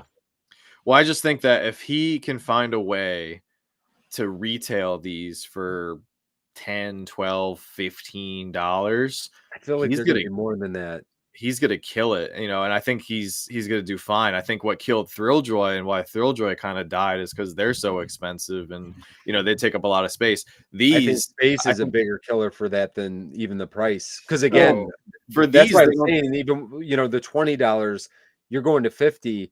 I think that the 50 is okay for what you're getting, but yeah. the size is too big. If they do something smaller and charge 25, like they look real quick tangent because I know Go John for it. doesn't like talking about Thrilljoy too much, and I don't want to get Oh, in we can trouble. talk about it. I went in depth for like an hour. Joanna had to pull me out of the conversation because this dude was coming at me saying that Thrilljoy was gonna put Funko out of business. So I was like, all right, let's do it. Listen, if they're going to put them out of business, they got to do something different than what they're doing, as far as I'm concerned. Like the blue character Scooby Doo, he's holding the spooky space kook, which Yeah. looks like that blew my mind. How cool that spooky space kook looked, but I can't buy that. Like I want to just buy that. I want to buy that little. I love the style of it. I love the design of it. I love the look of it. I mean, it looks killer, top notch. I would more than happily pay 25, and I bet you they make more of a profit on that too. But unfortunately they went crazy with all these gigantic picks that which again, they're great. It's kind of like what I'm saying with Mike. It's more on brand for me. The picks are a little bit more on brand for me, but the size is like not for me. You know what I mean? So if they change, listen, let me give you a crazy scenario here. If somehow Mike and Brian did something together, I feel like it would be amazing. Do you know what I'm saying? If Oh they yeah, just between Mike's ideas and Brian's connections, yeah. if we had if somehow they could just come together. I mean, I feel like they did that before at some point and they were really successful. Maybe if they could just do that again, and I feel like it would be great. They would be amazing together. So because they both have really good, you could see where they pulled from. You know what I mean? You really can now that they're doing stuff separately. I think it's IP versus like designer creation, like culture, pop culture. Yeah. So IP is one thing, pop culture is another. They came together and kind of had that mix with Funko. But I think right now, like really, Thrilljoy is IP, like heavy IP. Like that, they went into that, which could work for them really well. But also, like you have to get into the markets, you have to get into stores, you have to get, I think, other places, which I haven't seen yet really. And then other sense is like what Mike's doing. I think he can get into stores with this kind of stuff a lot easier because of the price point. 1 point, I think they'll be $15 to $20. You think that if you I haven't seen them enough, some of that stuff is sneaky expensive. Yeah, I say like Fugitive. They had a booth at like Megacon. They had a lot of the Pop Mart stuff. They have a lot of cool like Asian inspired like toys and things like that. Like all the little blind box figures and stuff. They're all like almost $20 unless they're really small, unless they're like really minis. But the regular like boxes, almost all of them are like $20. So I say $15 to $20 is going to be retail. But I mean, that's not bad retail though. That's pretty normal for those blind boxes. Well, and you get a mystery option. Like that's pretty awesome. I mean, $20, even if they're $20, I think he'll crush it at $20. I wonder if he'll dive into IP at one point. Like, he might not go that way. He might not because he loves like original like characters. Like he loves like classic little monsters and all like, this stuff. Like if you guys saw, like, did you see all the reels he was doing in that storage unit where he was pulling out the wobblers? Like he's all about original characters. I mean, if you really think about it, listen, when they started with like the Funko didn't start with Funko Pops. Really, that was more or less Brian. Listen, I don't know all the ins and outs. I'm sure that it was a collaboration at some point, but the Pops was a Brian thing more than I think a Mike thing. And I only get my information from the Making Fun documentaries. So, but I mean, really, that's kind of where that went. I think that Mike would have stayed with this the whole time, but at some point you have to pay the bills. Here you go. 240 piece, like unique stuff like this, like that's weird dude. That's Johnny so Fang. Cool. Yeah. Thank you very much going on. Like this is Mike all over it. Like that's 100%. So cool. And I think we might see some stuff like that. I just don't think that. I think Mike is going to be at the point where like he's kind of made what he's like. I'm sure he's not hurting for money. Do you know what I'm saying? Like I'm sure that he's okay with that. And you could kind of tell he's going to do something that he's passionate about. Maybe we're going to see some like unique characters like that. Maybe it won't all be just Japanese inspired. Maybe we're going to see like a line of something, along those lines again or something. This foray, I'm not like it looks good. I'd like to see one. I'd like to see one in well, 200 people are gonna get one this weekend, and Tech spelled it out right here. Now this is like a prototype, first to market box. I think this box is gonna be going for well over $1,000 on eBay by Saturday night. And we'll see. It's gonna be on Whatnot on bring it on. I want to see it. I'll be poking my head into some auctions. I want to see people holding, I'm sure if you're getting all that stuff in that box, I have no doubt someone's going to get that box and they're going to auction it off piece by piece, and they're going to make a killing, and it's just going to be very exciting. Because he does marketing the right way.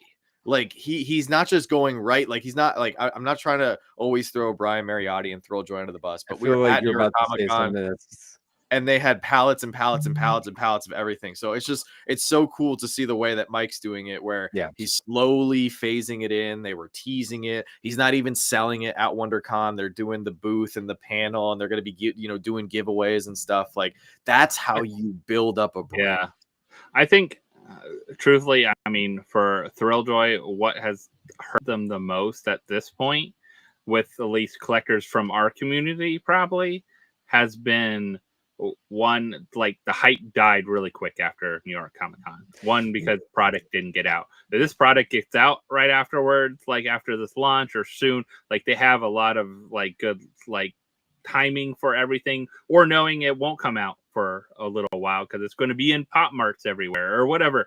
Like, or and also nothing has sold out on that website. So I think that Yeah, in itself, 5,000 and pieces. there's a lot of questions. Yeah, The 5,000 I pieces is question a the lot 1 in to sell. 24.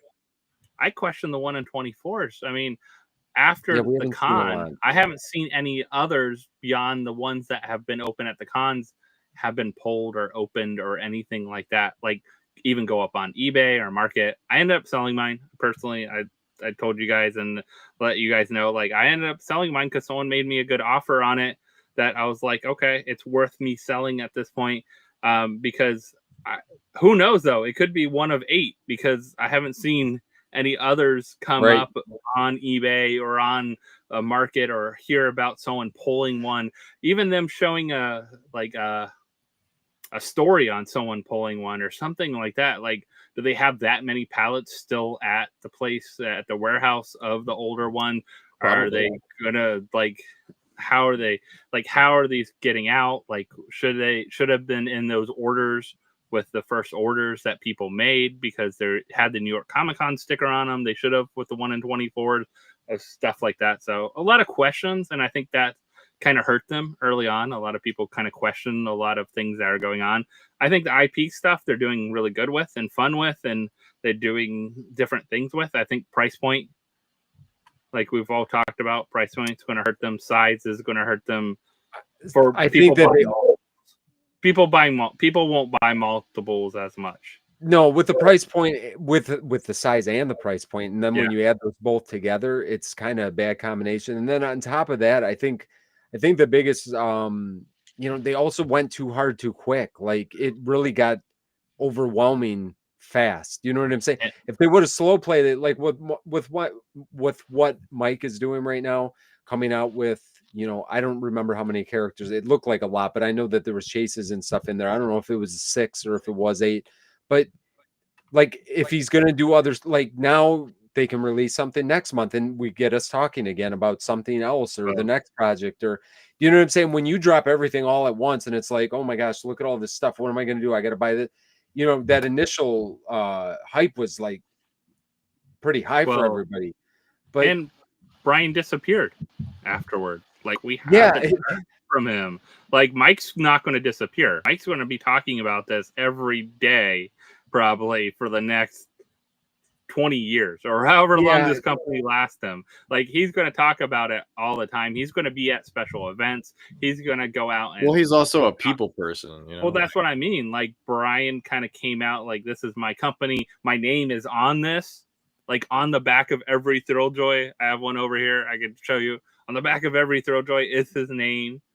But we haven't even seen him. And he hasn't even I don't even know if he posts on, he doesn't post on Instagram because I don't think he really has an Instagram, but has he post on X because that's where he posted weird information before. But like, I don't think he like posts about it. And like how you have this company that you started as your baby, you're not sharing it and not, I don't know. To me, that's so weird. Like he just kind of that's kind of what I'm saying though too. Like, what are they going to share right now? Like everything's just out there. Like the new like what's the new product? Like listen, I hear about some of the stuff that they showed at NYCC. Why haven't we seen some of that stuff? Why, like, it's long enough. Like, I feel like everybody should. Like they were showing stuff that I've heard kind of get announced, but I haven't seen anything. Show us some of So- that stuff. Get us excited about some of the stuff that might be coming. So Jason, that's a great point. He said the marketing for Thrilljoy is just bad. Giving free stuff to Funko influencers to create FOMO just ain't it. And I don't even think, did they even give anything to Funko influencers? I seen it with all influencers. no, I mean, I didn't even know. But there was a lot of like just general like toy and collectible influencers there. And one of the people who I spoke to, which I'm not gonna, obviously throw them under the bus, but I was appalled because he told us behind closed doors, he was like, I hate this product. He's like, this is terrible. But he's like, the check that they wrote me to be here and promote these products and tell people how great it is. He's like, I just couldn't pass it up. He's like, it was just too good for me not to take, which just shows you like, and it's kind of disappointing because I think there is still influencers that are true to their brand and they always keep their community and their following at the forefront of their mind, because everybody starts at zero. Like we're all, the three of us on screen, like I consider us very, very baby small influencers, right? Like we don't have 1 million followers or anything. Like we're not getting big marketing offers, and that's okay. But no, it was not Top Ops. Not Tristan is very authentic, true to his brand, and he actually cares a lot about his audience, what people think. Tristan's amazing. But there are some people, unfortunately, out there on the internet. They blow up, they get a lot of followers, and unfortunately, yeah, they'll say whatever they need to say to sell an item so that they can get paid by the brand. But you can kind of see through that though. Like if you follow a person, you could tell when they're you could tell when they're being fake and not authentic, so but hey, you know what? A company is going to do what a company's got to do because they need to get their product in hands. They need to make sales. They're going to do whatever they need to do to make those sales. So. I will say, like, I think Vince and I were liking Thrilljoy. I know when we talked about it early on, one, because I still like it. I do. I like the product. Yeah. I think IPs, there was several we liked and really enjoyed. Next, also, that we have that gamble you talked about earlier with NFTs and some of the other things, that gambling aspect, especially when they introduced the 1 in 24s and they have these like you could hit it big like that, and you have a chase. Everything has a chase, everything, and then several of the numbers, especially pieces we liked, had 1 in 24s. So I think those kind of things were really like the big things that kind of brought us in. This is the point I was making. So I've heard about this Megapix Skeletor 1 million times. Why have I not seen a picture of it? Is it never coming and that's why they aren't showing anything? Like, I can't even get excited about it. I've heard about it, but I haven't seen any pictures. Why didn't anybody take a picture and post it somewhere? Because I have never even seen the picture of this thing. Tech, if you got a picture, send it to me, because I keep hearing about it and I don't see anything. Like listen, it's weird. I don't know how they're operating. Yeah, and I still like the product, but like everything dropped at once. What am I supposed to get excited for? I don't even know what I'm supposed. There's nothing really to get excited for, I guess, right now. Well, I'm excited for Mike. I hope he I'm excited for Mike in every way. I'm excited to see all the people for the product, I don't think, but I'm super excited for him to have something that I would love to see one. It's his passion product, and maybe he will make something you like the theme of it. I'll be here for it. That, and that's the thing. Like, you don't have to like everything someone puts out. No, I mean, we love the Noodles Pop, so I'm sure we'll get 1 or 2 of them in our collection. I know a lot of people were saying they really liked, instead of a pog, essentially he's doing a patch. So I like how he's doing something different, but he's also kind of pulling from his Funko origin. So I think he'll do well. Listen, I think it's a good idea. We love the sodas. So like this is a cheaper version because it's probably in a ramen cup instead of the aluminum can. Why break? If it's not broke, don't fix it. I don't think the sodas are, whatever reason they're not doing them. I don't know what that is, but I think it was an amazing, fantastic product that either Mike and Brian came up with, or it was Brian or Mike or whoever. But it's amazing. I love this soda. Bless you. They're missing out. Oh, bless you. Like I hope somebody from Funko this year realizes that I think there's two big things that Funko is missing out on. I think they're leaving money on the table. And that's why I phrase it the way I phrase it, because to get somebody's attention, money drives 95% of people's motivations. So if I'm talking to Cynthia, Miss Funko CEO, you are leaving money on the table with Star Wars collectors and sodas. And those happen to be two of the things that I'm very passionate about. I think you're doing great with a lot of things across the board, but I really think there are so many people who have been just aching and itching for sodas to come back in full force. I know there's some people who aren't a fan of, I know I saw Dave earlier. He's like, bring back soda singles and not soda coolers. I completely agree and concur with that. But I just think, I don't know what they're doing with Star Wars. I'm excited for the Star Killer Pop that's going to be releasing on May 4th at GameStop. I'm excited for that. But they're doing a good job with anime, but I just feel like they could make so much more money. They could just kill it in other areas. I'd love to see them. So they up the price. I would love to see them, if they're going to ever do a price increase again, throw on a protector. I mean, I think that's one nice thing about U2s that they have done, is they've really, I think, went the collectible route, especially anything they consider collectible. Maybe, you don't have to have protectors on everything or whatever, but the things they're going to consider collectibles, even the NFTs, I know you can purchase the $8 stack, but imagine if you just put a decent protector on every one that you're sending out or something like that, where everything's a collectible. So here's what we're going with. But I mean, come on, if they can put a hard stack on an artist series pop, and they made money, so they should be able to. Yeah.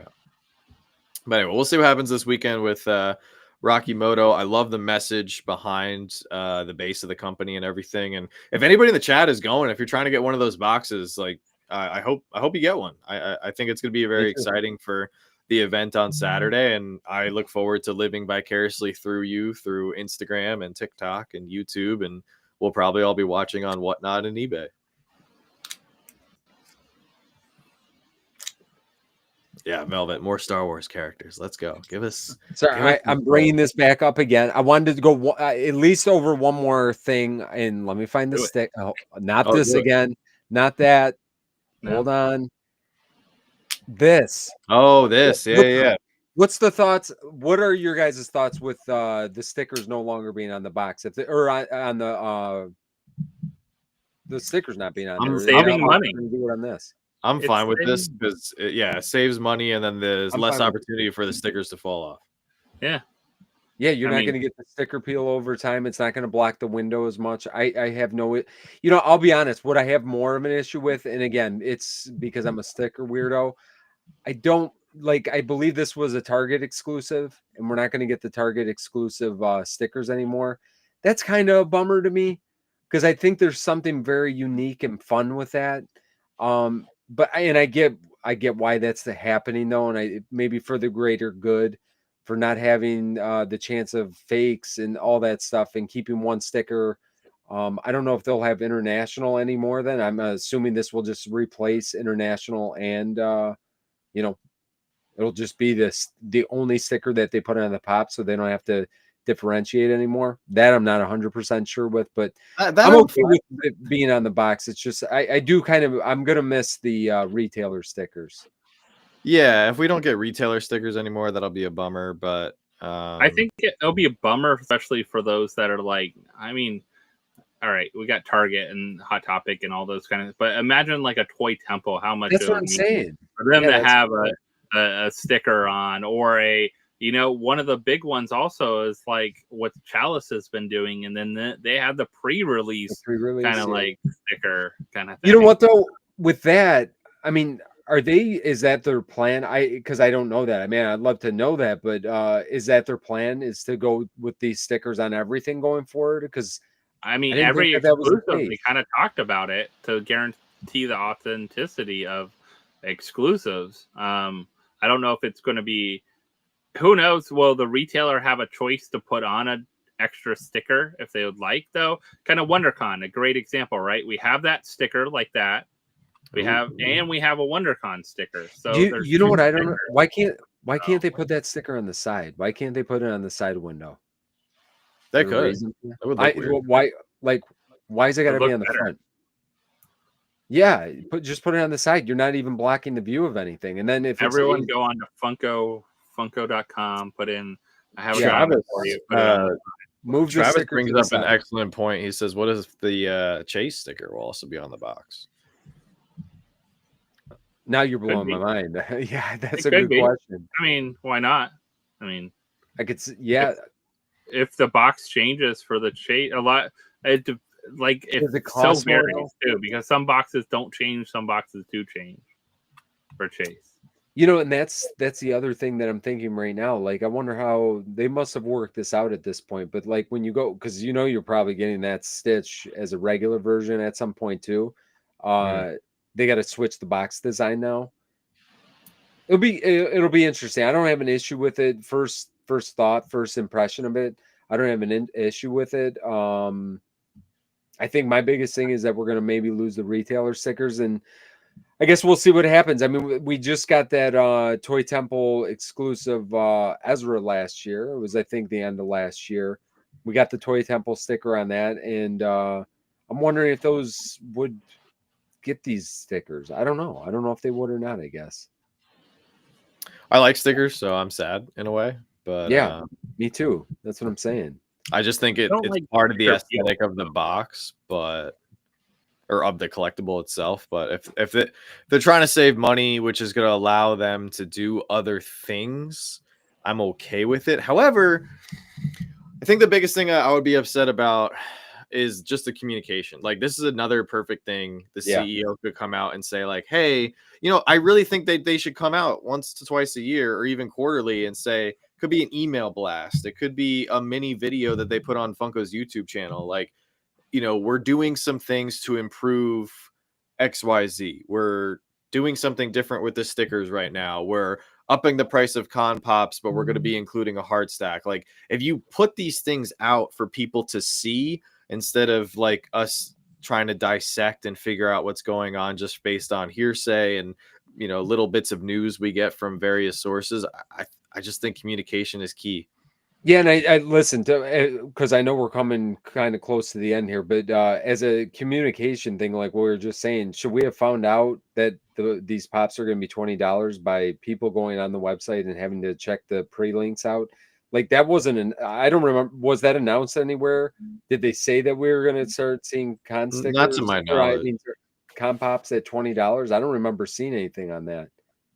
Or I mean, we all heard the other prices going up, so we all knew the cons had to go up. We kind of said something, and I think just a couple weeks ago, we wouldn't be surprised if we started seeing stuff like that. But like, even if it's just a release, hey, price of everything is going up, and we, you know, and maybe they did that. So I don't want to say too much. Maybe they did do that. I don't remember seeing that. I think we would have.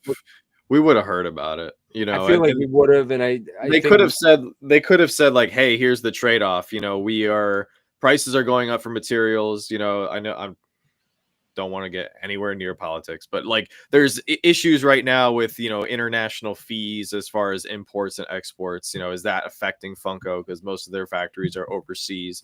You know, she could have came out, or a representative from Funko could have came out and said, "Hey, you know, we have to upcharge and charge more for a con pop. However, you are getting the QR code on the sticker to verify its authenticity. We are giving you a hard stack." So we are, and if they were to say, like, you know, last year we were making an average of 22,000 of a pop for a con exclusive. They don't even have to give us like hard numbers. If they were just like, hey, now we're making an average of 15,000 for a con pop. So we're making less. We're charging a tiny bit more, but we're also giving you more with the authenticity and the protector. You know, just stuff like that. And if she was to say like, hey, you know, we're printing the number on the box to prevent fakes and to prevent sticker swaps. Like, this is just something that I feel like would just go a long way with the community. Yeah, I agree. So, yeah, seeing Mike. I mean, I'm so happy for Mike, but I miss Mike. I miss him every day. I know it sounds weird, but like he was just such a vital part of Funko. You know, he was the face, man. He was it all. So I miss him. He was the fun in Funko. I mean, unfortunately, unfortunately, it's still fun, but it's still fun. I mean, it's still fun. We're fun. Hey, we're fun guys. Sometimes we're kind of depressing, but for the most part, you know, there was some good and some bad tonight. I mean, it's kind of like I think we're real. You know, we're real. We are 100%. I feel like we've never been too high, and we try not to get too low because I don't think there's anything to get too low about. We're talking about collectibles right now. Like it's not. I don't think any of this stuff is going to be the end of the world. We all would like to see things a little bit different sometimes, and you're going to win some, you're going to lose some. The prices are going to go up if you value certain things. Like I said earlier, I try to find a deal on a lot of our stuff. Those Ronin pops that they just released, and guys, it's live now. It has not sold out yet. If you were looking for the last Ronin from Barnes & Noble, go pick that up. It is live, $15, free shipping. I got free shipping. I bought 2 and got free shipping. So I love that pop. I will pay full price gladly. And guess what? If they charge $20 for that, I would have paid $20 for it. Not that I'm looking to spend more money, so leave it at 15, but those were 15. So, hey, listen, I think this was an amazing first show back, guys. Please, let's do this together. I like when it's just one or just two, but I like it the most when it's all three of us. I just do. I think it's the most fun. Agreed? I agree, 100%. Will we see each other next week then? Can we all agree to that? Pending any illnesses or anything crazy. Yes. Nobody gets sick this week, and then we will be here next week. Jess, what do you have going on this week? Yeah, so this week we had video come out. If you didn't watch our NFT video, a little different filming style, I would say. A little different. We had to change it up a little bit. But also we'll have another soda video coming out. We have a Megacon video we need to wrap up coming out. And then we also have several kind of fun auctions coming up. We decided to do soda auction on Saturday, a pop auction, a mystery box on Sunday, and then mega Wednesday soda auction with some hard to find sodas and some awesome pieces that you won't want to miss. So we'll have some fun with those coming up. And then like if you haven't checked out our themes, I kind of theming at the end of every month. Like this month we didn't theme, but I think we're doing themes at the end of every month, last Wednesday of the month. So we're doing like auction where all Freddy's next in March, all Star Wars in April, all, Disney and or superheroes and cartoons or something like that. We haven't decided all the way out, but that's what we're kind of planning out. Is like themes that have some fun end of the month auctions on Wednesdays. So if you guys have, then you're like, oh, I really like, Disney and cartoons. So I'll come to that one, or Freddy Funko and those kind of things. We'll have some harder to find pieces as well too at those. So we're doing some fun to kind of change up kind of fun things. So nice. All kinds of good stuff. But yeah, busy. Cool. John? I like what Sylvia said. She said, we all still love Funko, bottom line. I like that, Sylvia. That's it. I'm right with you. She's tuning in from Sacramento, which is amazing. Appreciate all you guys being in the chat tonight. A lot of great people that were popping in. A lot of people were very active and such. I wanted to I had 2 more videos I wanted to get out this week, and it just didn't happen. So I'm working as hard as I can with everything that we have going on. Primary thing that we have in the works is demolition on the garage. Starts Saturday. So that is that's a big step in the right direction for us. So just want to say thank you to everybody for supporting us.